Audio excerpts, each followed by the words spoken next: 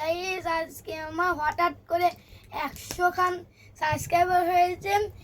হঠাৎ করে আমি কোনো কিছু জানি না, মন করে সকাল নাহলে দুপুরে হয়েছে নাহলে রাতে হয়েছে।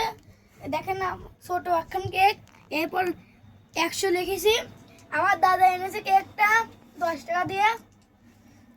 আমার দাদা মনে করছিল বড় কেক হবে। এই কোম্পানিটা আগে তো বড় দিত, এখন ছোট হয়ে গেছে, সেজন্য এত ছোট।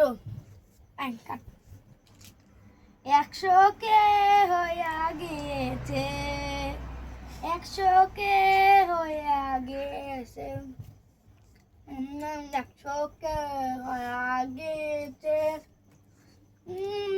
100 কে হয়েছে। গাইস আপনারা কি খাবেন? খেতে হলে চলে আসেন আমাদের এখানে।